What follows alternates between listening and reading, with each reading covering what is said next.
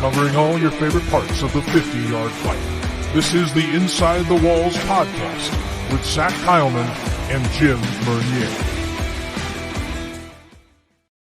Welcome one, welcome all into the latest edition of the Inside the Walls podcast. Zach Kyleman here alongside my good buddy, pal, and co-host Jim Mernier, as we are finally through the end of the 2022 National Arena League season that concluded last weekend in Albany, New York, as the host Albany Empire walk away as the back-to-back champions of the National Arena League and have the third championship in any respective arena football league in the last 4 years.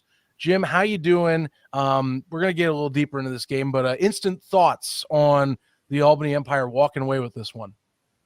Pure domination, honestly. Right.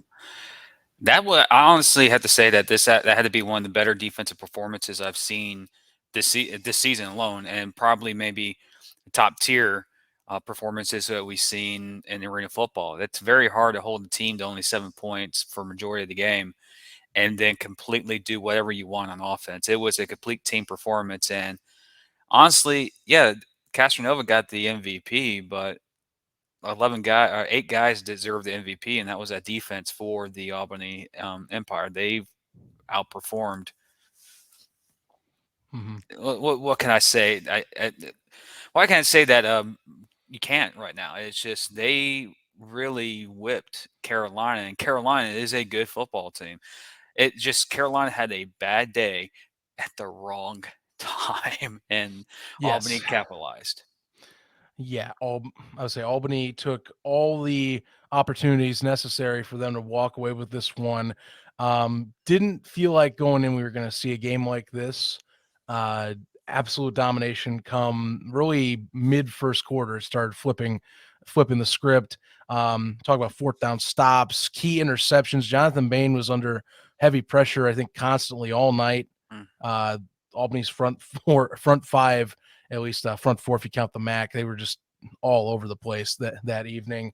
And really, I think something that stood out for us if we're watching, whether it was me in Albany or you on the reaction stream with Dukan and Stefan Raychuk there, or the ref as we call him, it just felt like Albany was at least.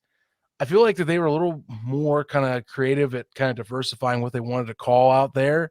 Some people I was talking to, and I would agree with them when we were at the game, it felt like Carolina was a little bit too one-dimensional on their pass concepts, and it kind of just led to some moments that, like you saw Marvin Ross, Dwayne Hollis, they're blanketing guys. There wasn't much separation all evening, so you couldn't really get those deep ball passes to like DJ Myers or Kendrick Ings as often. Eventually got some scores, but it felt like it was too little too late, and that they were just kind of it felt like Jonathan was forcing some things at some point to where it was like, I'm just trying to find a miracle here to get us a little bit of energy. None of that came. Yeah, none of that came. And also Albany, good job from Manas and Coach Ware, defensive scheme. Like, they took Jonathan Bain's quick out routes out of the game. Yeah. That wasn't a threat at all in the game. And they knew when he was going to go deep, and he kept overthrowing. Like, there was a couple passes that game, Dukan even said on the live stream. And it looks like when he's throwing the ball deep, he has no touch on the football. It's floating into the end zone, or it's floating 2 or 3 rows up in the stadium or in the stands. And you notice that throughout the night, and you got to give credit to the Albany's defense for causing havoc. They shut down Evans. They shut down DJ Myers. They shut down Kendrick Ings. And that offense that you've seen in Carolina, you look at it, go, wow, they're loaded, and they look like a team that didn't belong there at times. You're like, where's this team been? And that's just got to give credit to where credit's due, is the Albany Empire. They just outperformed, and they capitalized on every mistake Carolina did. And they feed off the energy of the crowd, which the confirmed attendance of the crowd is 4,418 in attendance. I've gotten 2 sources of confirming that, so that's a great showing. From the YouTube stream, I could tell it was loud. From you doing videos and shots, I know it's loud. It was a great way to end the 2022 season, and now that's just speculation zone for the next couple of months. I'm taking that from Stefan Raychek. Yep. But there's other things that are going on in the league, but you got to tip your hat off. Like, there's some things that you look at it, you go, oh, okay, well, we thought this championship game was going to go one way, and it completely went the other direction. Now, there's questions that will arise this offseason. Is a dynasty about to happen in Albany? And a lot of fans will speculate on that. They have a right to talk that because they won back-to-back championships. So it's going to be an interesting offseason. Turmoil is going to be happening. Offseason is crazy, and we'll be here with every news, nuggets, information that comes out. And, of course, we have 2 new ownership groups that we got to talk to in the coming weeks to join the 2023 NAL campaign. But for overall, yeah, championship rewind. And, it's what do you have to say? You got to say that the 2022 NAL champions are the Albany Empire. Yeah, I had to manually do that. So, yeah. But Okay. But speaking of, we talked about the game. Your adventure to Albany, my friend. Well, How yeah. was it? I mean, you're giving me a little bit of the time to talk about it. So go through kind of the the key moments, cliff notes. Land at 1:00 in Albany, New York, direct flight from Chicago. First thing I do, meet up with Abby Ruvel, who's the team reporter for the Times Union for the Albany Empire. Had a great conversation, a little bit of coffee over that, just talking about team and just coverage. Went and had lunch with the Cobras, courtesy of Josh Resinalo and, of course, owner Rob Storm. Got to meet up with plenty of the guys that have been on the show or those that have talked about our show on there. So thank you very much to the Cobras organization for letting me enjoy what is a really good hibachi spot in Albany. Sake, by the way. Check it out if you're out there. It's highly recommend it. There's a reason why they've stopped at it 3 times this year, for sure. Beyond that, went up and met up with team president Jeff Levesque, Mike Corda at the Albany offices at MVP Arena. Thanks a ton for the media credentials, by the way, and got that sorted out. Checked out their offices, ran into several players, and just tons of owner. It's a championship game, so you're gonna have pretty much any owner you can imagine that you know of. You know, the Nate Sterlings of the world, the Ron Tradicos of the world. You're also going to be talking about the ownership groups for West Texas, Fayetteville, that we've talked about as well. Steve Kern of the Jacksonville Sharks was out there too. San Antonio's ownership was represented very well. Khalil Rashad was at the game as well. Had great conversations with owners as well as Khalil himself. Anyone and everyone that was NAL related for the most part was at that game. I cannot thank them enough for connecting with them and kind of getting to chat a bit about, you know, the sport that is arena football, and kind of talking at a level where it's like, you know, I'm a media guy, but I'm also a fan. So I try and really both. I try and get a little bit more of their side of the story on how things run and operate for them, because that's important. It's a two-way street. So, you know, I think it's very helpful to have in a game like this, connections that are so accessible that way.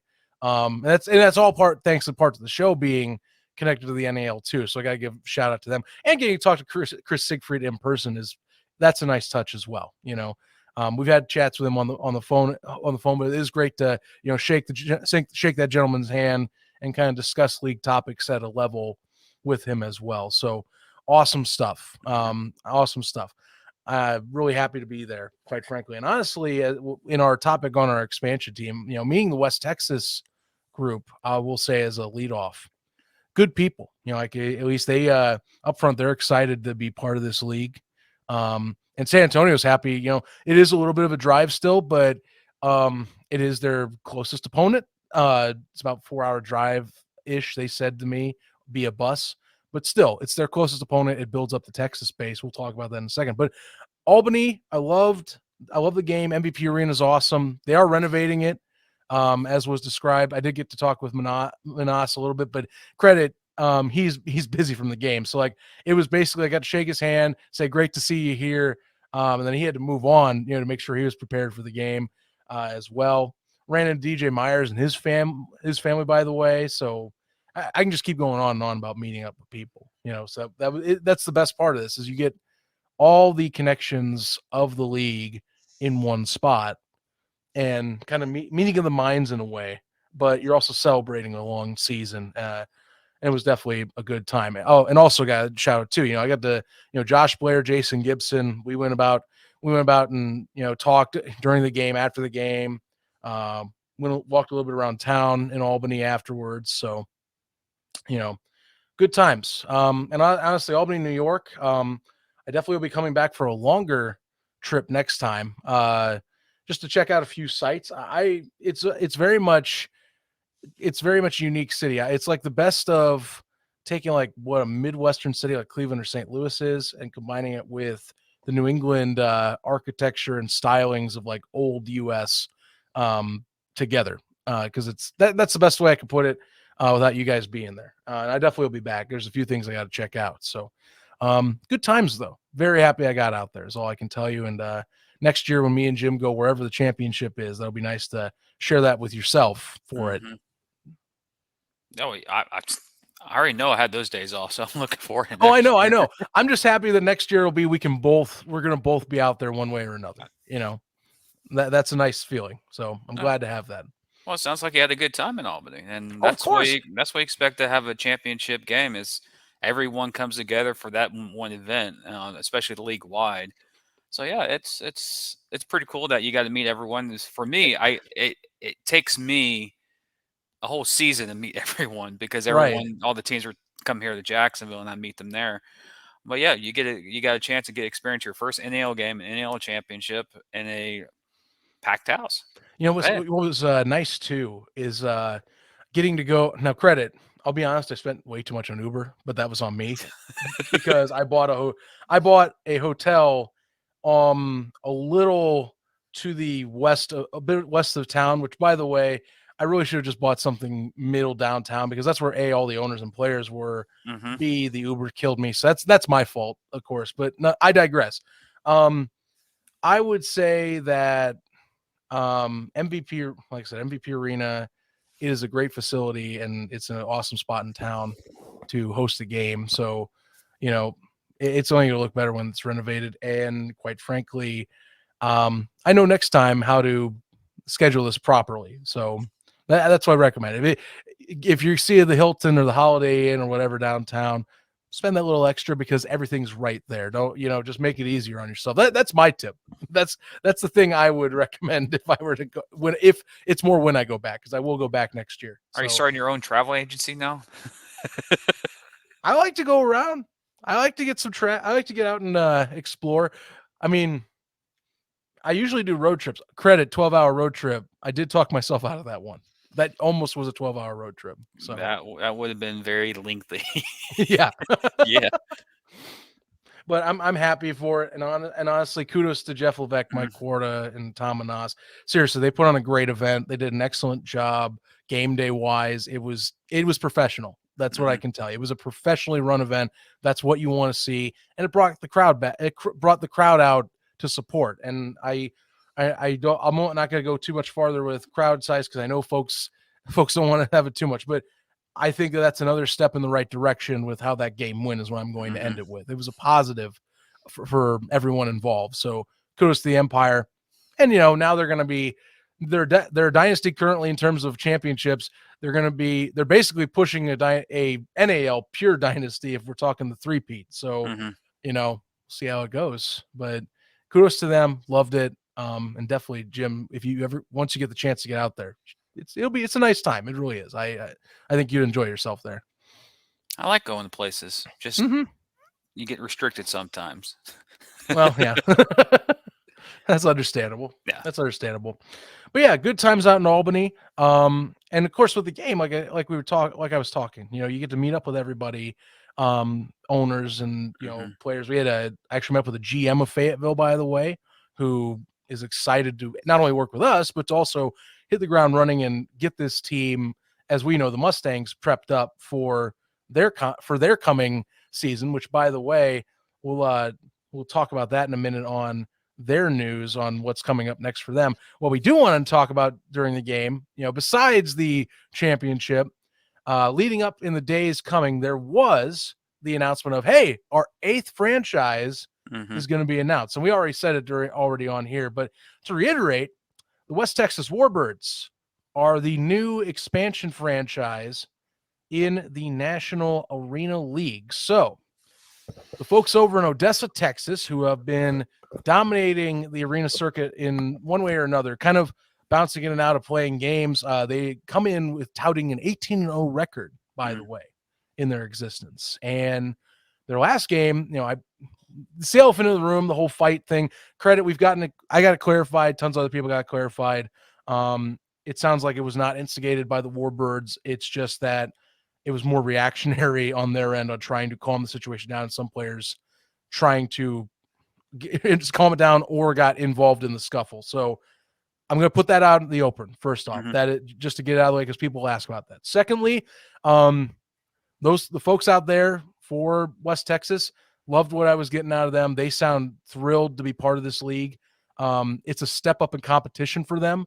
And honestly, I think that's what they're looking for. Again, when you're 18-0 and you haven't really hit into the big three leagues, you're kind of looking for what's next. And, of course, there were options out west for them to go, or Midwest for them. And I think they chose the NAL just based on the level of talent we have currently, and also they get to, much like San Antonio, they get to kind of be more of a tent post holding down that western corridor, or at least as far west as we think the NAL might go, out there in Odessa. So, I like what I'm seeing.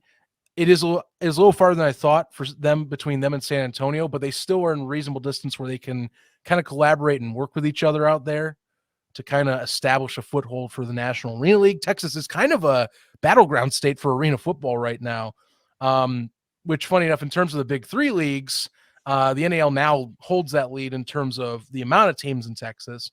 But still, you got to fight for fans. Texas is a football state, but you still, which brand of football holds out. And I'm glad that they chose the NAL. Obviously, it'll add a little travel, but I do think that the way the league's going, they have structured it, and they're going to be structuring it in terms of like scheduling and things where they'll make this work. They made it work with San Antonio last year, even with what happened early season and that whole adjustment and trying to fix things over. So I think with West Texas, them being what looks to appear to be stable out of the gate and what I think is a confident organization out of the gate, I think they're going to do just fine. And they're joining a league, to me, that I'm happy to see. After getting the whole conversation, I'm pretty positive on West Texas going into 2023. Well, first off, West Texas, welcome to the National Arena League. Yes. Yes, it's going to be a little bit of a haul, 4 hours to San Antonio, and the trip to Albany, maybe a haul for them. But yeah, it's good that the league is expanded more. Like we said multiple times on this show, the league has aspirations of getting to double digits, and the only way you get to double digits is you start expanding in the single digits. And now we're going from 6 to 8 with Fayetteville and the expansion of West Texas. A lot of people have come and reached out to us. Where is West Texas, especially on our live stream? They're in Odessa, Texas. Still, that's a little bit of again, travel for the San Antonio team. But you got two franchises in San Antonio in the same state, so you can build like a Texas rivalry series or something like that in there. It'd be pretty cool if we can get another one in Texas. Then you can actually have a tri-city type of thing for rivalry. But from all the stuff I've heard from other owners in the league and people and up, they're very confident in the Warbirds. I do want to give a shout out to your mascot, War Thunder. He was literally one of the first people to follow us. And apparently he's talking smack to a lot of the mascots in the NAL already. So I think that you're going to start seeing a little rivalry between that. It's good. They look like they're in a good mindset. I guarantee them and the John Wayne ownership group in San Antonio, I think they're going to start working together and collaborating a lot to not just build them, but working and building the popularity of arena football in the state of Texas. So there's going to be an interesting couple of months this offseason to see what teams do. One thing I want to see is one of the first players they sign, because when we for instance, Zach, when San Antonio came in last year, we had no idea who those players were, and we kept them at the bottom of the rankings. Now we know who they are. Now we know who Akali Rashad is. Now we know Robert Kent. We know these guys. Like, look, they're almost all NAL second teams. Right. That's going to be the same for West Texas. Fayetteville is completely different identity. Brand new franchise. Brand That's new. completely different. Yeah. But speaking about Fayetteville, even though Crown Arena, our complex or Civic Center, August 23rd, they're having a press conference for a logo reveal and other situations at the arena. I think they're trying to do Facebook, maybe Twitter. Don't know yet, but we do know that there's a press conference announced for the 23rd at 4 o'clock Eastern at the Crown Complex or Crown Arena in Fayetteville, North Carolina. So there's a lot more NAL news going around than that. But before we get into the coaching cycle things, again, West Texas, welcome to the show. I'm Jim. That's Zach. You might recognize my voice if you haven't heard it yet. But I got to get to this before we switch. Yeah, I was gonna say you segued so hard into that.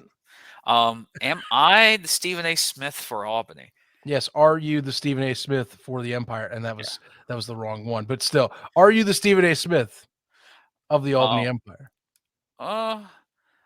Let's check. Really? Let's go. Come back with your shield or on it. This ancient Greek phrase was an admonition given to Spartan warriors headed into battle. The meaning, victory or death. Victorious warriors returned home carrying their shields. The dead were brought home on them. It's the arrival. I came in the league when for the title. This is why we've been saying that Carolina has the better roster, better team than Albany. This is unfamiliar territory. Does this turn into a losing streak? They seemed that they were sluggish. They looked like they were going through the motions. Sam Castronova didn't look good in the first quarter. The defensive issue for Albany was exposed to Albany. Simmer down. Here's Castronova on second down. He's looking for it all, and he's got it all. Darius Prince, touchdown. Albany's defensive line has already played a presence here in this first quarter. One of the best quarters of all season. Smith dropping back, he gets pressure again, and he goes down. Tapped up, intercepted, picked off. Here's Beal, he's going to score.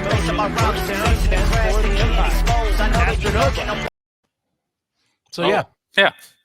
I was trying to exit. I didn't know what was going on. But yeah, first off, to the fans of Albany, yes, that was my voice. Second off, to Manas, Coach Levesque, Mike Korda, Damian Ware, to the organization that put my voice into the hype video before the NAL Championship game. I want to say thank you. I am humbled that I got an opportunity to be inside of an arena voice, and I think I became their Stephen A. Smith, but I can't get mad at that. That's cool. That's awesome that, like, me and you messaged after that. Like, there's questions about how did you really make it?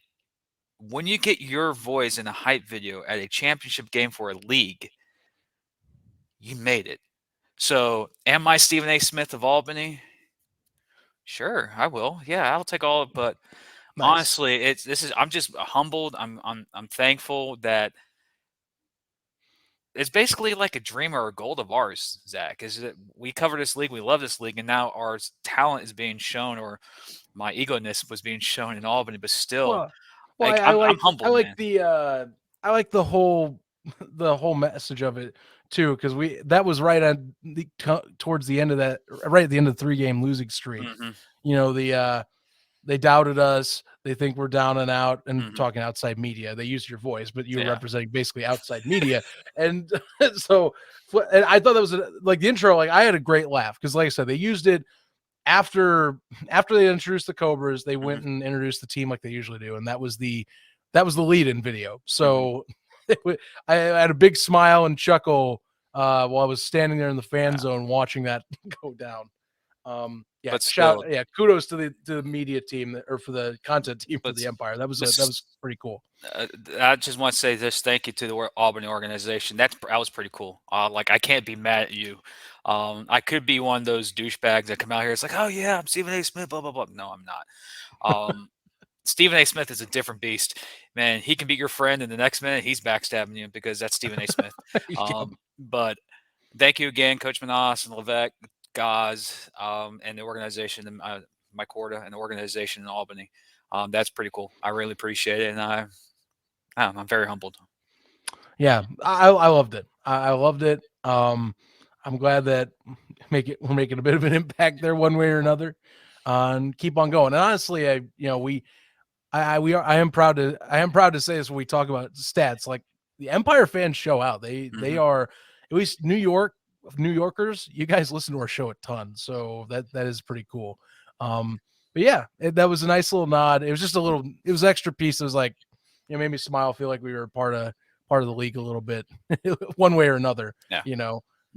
Getting the conversation going, I guess. So that was pretty nice. As you can, that's still. Yeah, as you can see. Albany. Thank you, Albany. Hey, there. I know we're gonna get it. We're gonna get some sort of shout out back or something. I know it. All right. Here's the point in the show. We didn't expect to talk about anything like this already. It is the end of the season, so traditional NFL or coaching in football, you just kind of assume, okay, maybe we can get this ball rolling. And honestly, from what the league, I'm not going to give anything away, but they kind of want to move things faster this year in terms of how they're operating. So I guess maybe this plays in, but we had some coaching changes all of a sudden, or at least new spots available in the last 24 hours. Both of these I think are kind of surprises, and for different reasons, though. For being honest, for the Columbus Lions, Jason Gibson has stepped down as head coach. So he released his own personal statement on the Columbus Lions website earlier today. You can go check that out at columbuslions.com there and see that. But basically thanking the organization for 16 years of work, as well as just the community's dedication towards the Lions over the years. Hasn't announced any plans, but we'll have to wait and see. I was kind of surprised, and I'm only basing this off of my conversations with Jason. He seemed like he's not done coaching. I could be wrong, but I didn't get that vibe at the championship is what I'm going to put out there. That's all I've got on that note. I didn't talk to Sia Burley, but you might see as well, Coach Burley was also parted ways with the Sharks. This one, I think, was a little more both sides possibly, or the Sharks possibly, based on the write-up. But the two-time championship head coach of the Sharks, who returned this past year, mind you, replacing Will Fuller, Coach Fuller, he is now going to be parting ways with the Sharks. So that leaves two open vacancies all of a sudden in the National Arena League. Burley, out of the two, I guess if you wanted to make a prediction, I guess that would be the one I'd say was more likely to get changed, because the Sharks want to kind of get back to winning, not at just a playoff level, but at a championship level. Gibson, I don't know. I think a lot of people are stunned by this because of the fact he's worked 16 years with the Lions through, the PIFL, and then when they formed the NAL, he was like a backbone for them. He also handles like expansion-based items for the league. So was this one, I think, hit home a lot for people. And honestly, with us talking with Gibson on the show, it hits even harder.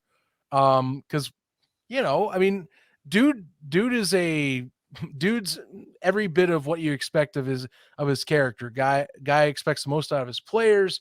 The dude looks at the state of the game, I think, in the most honestly, in the most honest opinion light when we talk with him on the show.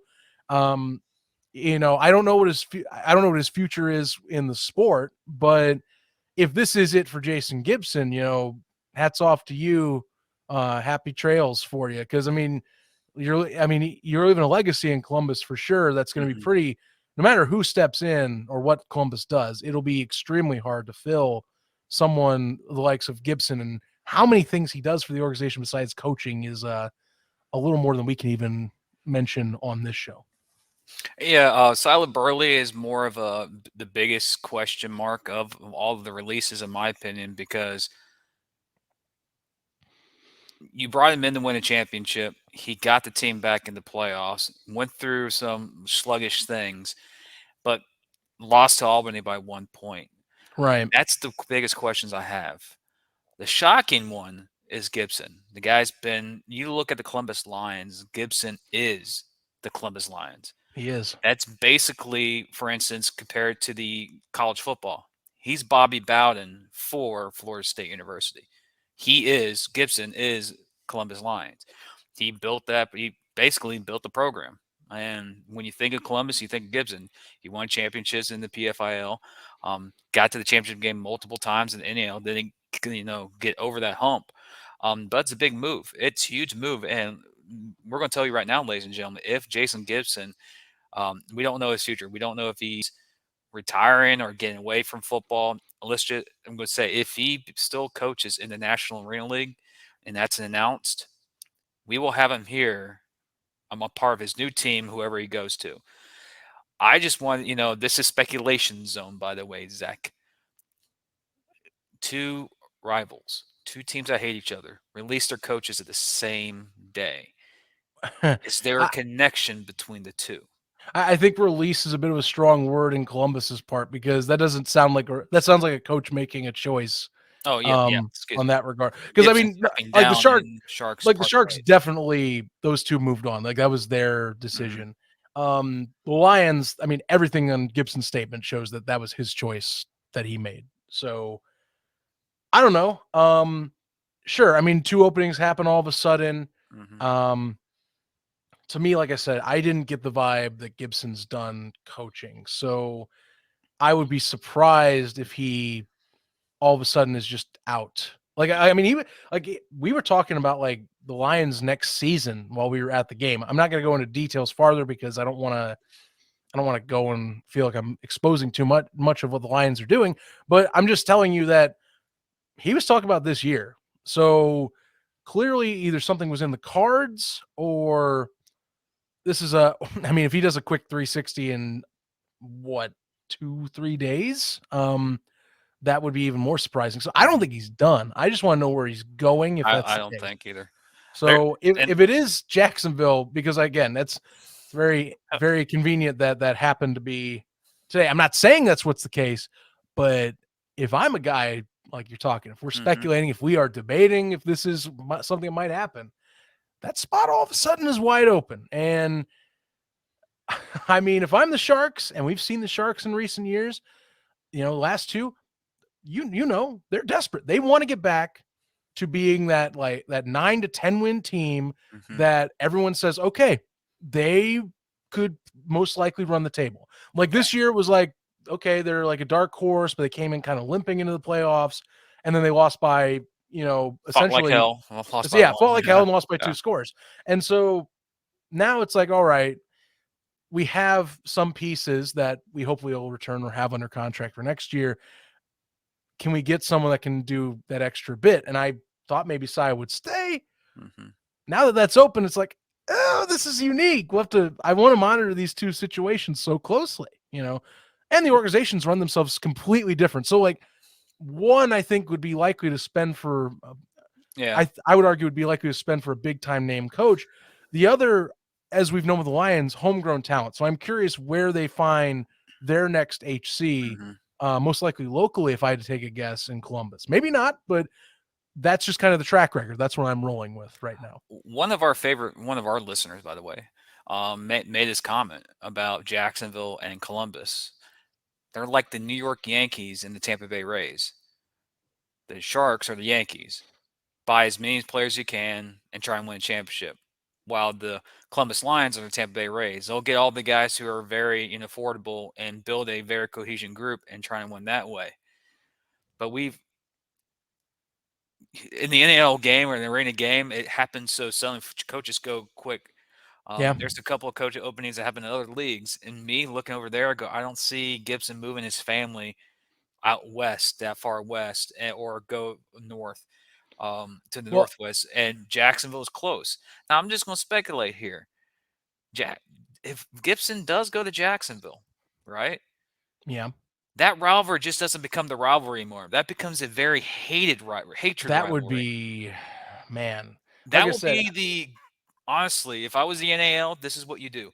Carolina, Albany, week 1. If situations happen in Jacksonville, and let's just speculation, if Gibson goes to Jacksonville, Columbus, week 1.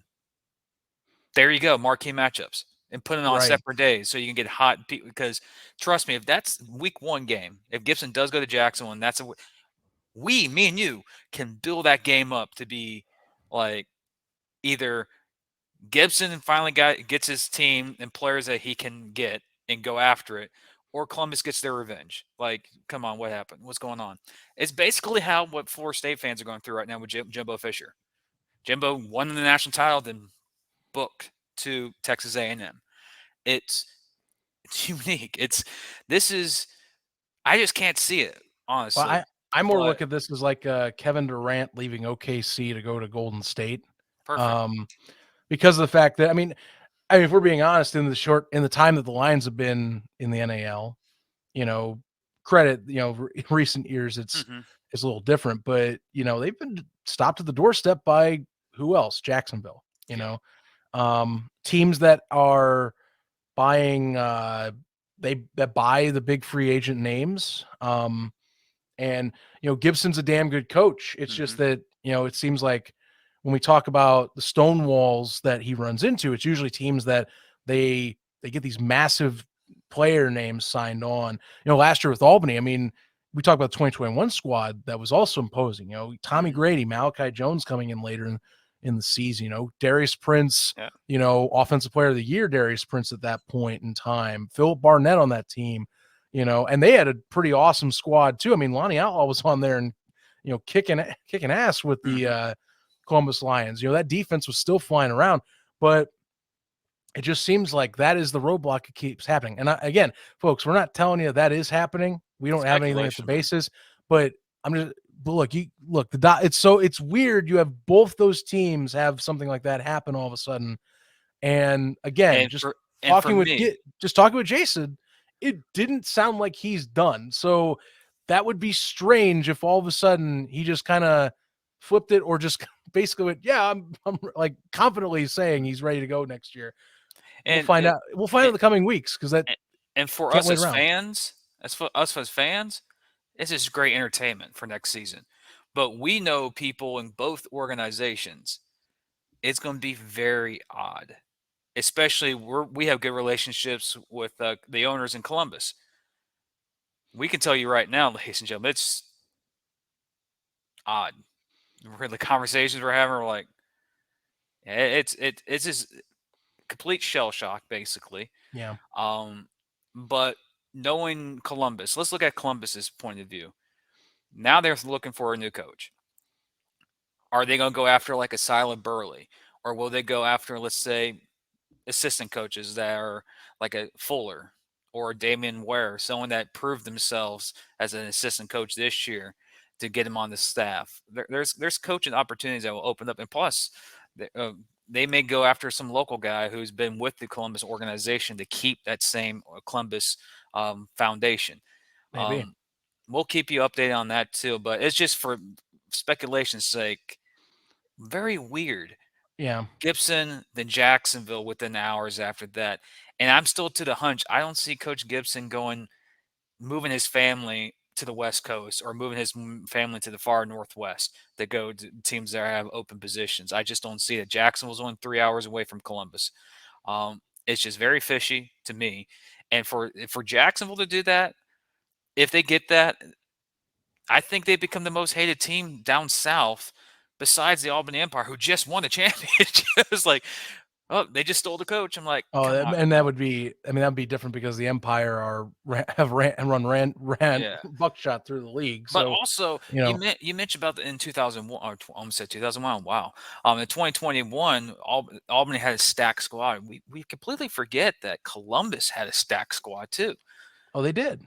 But they did. They had a stacked squad with how Columbus managed their players and their foundation and how they run their organization.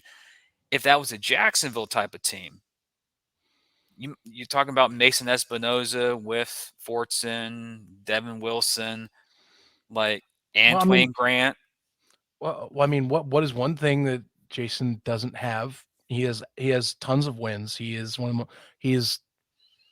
terms of regular season play, he is extremely successful. Yeah, but that's all speculation. But he has. I mean, speculation or not, that is one thing he doesn't have. And also, if it's not Jacksonville can go after a Ware, can go after a Fuller. They already have Fuller, but it's just speculation. They can go after other coaches that are big time coaches in the arena game and attract them because it's Jacksonville. It's just very intriguing how we were doing this show about, we're going to talk about the expansion team Warbirds. We're going to talk about Fayetteville's press conference. And then we get bam, these back news. And we're like, holy crap. Well, it's going to happen fast this year, folks. It's not going to be weeks and weeks. Like we've had conversations in the back. Usually this is when we decide to do our review shows and take a couple weeks off and come back. We might just FYI, we're going to give you a show each week until September. Then we'll take a break because there's ownership groups that we got to talk to. We got to do our good, bad, and the ugly show. Mm-hmm. Which fans, if you're listening to us, send us your comments, tweets, whatever about this, your good things that you like, bad things you like, so we can build up the overall landscape of that show. And we're going to contact a lot of our owners and executives and see what their intel is. So we do this show that we all see what the fans think and what the ownership think to build that. And of course, rumors, insides. The NAL is trying to get their schedule out a lot earlier than usual. So me and Zach will be trying to plan a live stream of the release of the schedule. We'll try to pull some strings, trying to be the ones that release it, but we'll try, but I highly doubt it won't happen. But still, we'll do something to break down the schedules too. So I think the month of August leading up to September, even though we have the championship in the playoffs, I think it's going to be very active to the very end. So expect a show each and every week until September. And once the NFL season starts, then we'll take a couple every other week and just break in for some breaking news and all stuff. So yeah, it's off season, right? And it's getting hectic already. Like, oh, come on, really? Mm-hmm. But yeah, that's an update for our show. But yeah, we'll keep in touch. We'll keep giving you guys informed about the National Arena League and the coaches changes. We will interview whoever coach is the new coach in Columbus or the new coach in Jacksonville. Again, we just speculate about Gibson. We do not know who it is. Here's a sample. I reached out to my sources at Jacksonville. They didn't tell me anything. So I can't tell you anything that I don't know. But yeah, we'll remember we don't report on rumors here. We report on facts. I want to say thank you for the support again this season. Thank you to Albany. But I have to go to this hurts the Arena Football League and the IFL and the NAL and the Jacksonville Sharks, the Albany Empire. Big Mo Ruffins was passed away early Tuesday morning from the reports. Big Mo was a very genuine guy in Jacksonville, won championships in Jacksonville, won championships in Albany when he was with the AFL Albany Empire. Good all-around guy. For all the people I've talked to, the people especially in Jacksonville and the people that I've messaged over the last couple of years about who's the beast that they gave you a hard time. They go, oh, Big Mo. Big Mo passed away. We don't know anything besides that, but that's a big blow to the National Arena League community, the IFL community, the CIF, the AFL community. This guy was everywhere. This guy represented the indoor game, and we lost a good one. Yeah, it's too bad. I mean, I had less exposure to getting to know Mo Ruffins, but I did know he was a force to be reckoned with when watching the Empire play in 2019 when I first got into arena football. And they brought him back for the 2021 squad. So he basically got back-to-back championships with the Empire for that sake. Wasn't with the roster this year. But yeah, it's just shocking news just out of the blue. A few former teammates of his came on and had reported that had been the case, that he had passed on, and we send condolences to the family of the, or at least the Ruffins family and friends of Mo as well. Definitely was a force in the game for a long time, through multiple leagues. Like we're talking, all the way back to 2007, basically 2007, 06. He's been in arena for that long, throughout, and had an excellent stay with the Jacksonville Sharks, and of course, like our own Albany Empire. So he will not be forgotten with those rosters whatsoever. Nor will the game, I think, forget him either. So, yeah, we reach out to him. Rest in peace, good sir. Thank you for your time and memories with the league.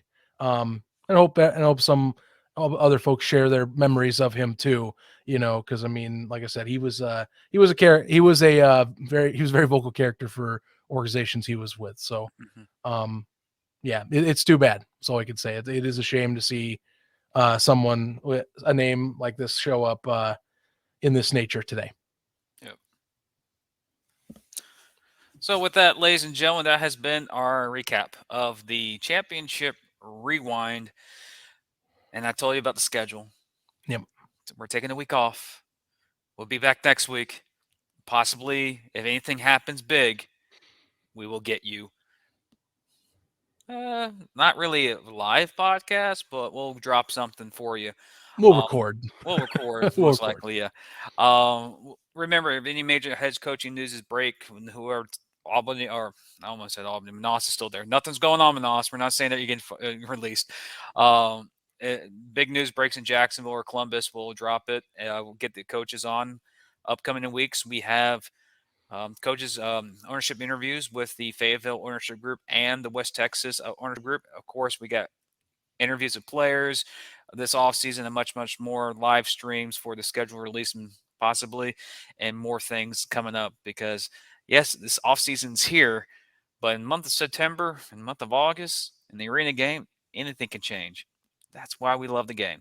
So with that, I want to say, for again, 2022, what a hell of a run, hell of a season, up and down. Again, Albany, thank you for having this show's voice, or my voice, beyond the pipe video. I really appreciate it. Much respect. But with that, I'm very humbled, and hopefully 2023 season, we'll be here for the 2022-2023 off season, and we'll be here for the 2023 season. So we're not going away. We're going to stay here giving you information about the National Arena League and all of its 8 organizations as of now. With that, Zach? Yeah, well, that's going to do it for this edition of the Inside the Walls podcast. Thank you, as always, for tuning in. Thank you for the good season. Thank you for just plenty of great memories. And honestly, for myself personally, for those that I met in Albany, thank you for the good times and for many of bright faces and compliments. I cannot thank you enough. I am looking forward to the next time I'm out in the Capital Region and the next arena game I get to go to. This league's going in the right direction. We're happy to say it that way. I confidently cannot wait for 2023 and when we get the schedule and everything else released. So without further ado, thank you very much. And as always, we can't end an episode without, of course, our iconic phrase. Jim, let people know the one thing you got to remember when you go home. Don't be a jack out of the box. Stay tuned, everybody. Catch you in about a week or two.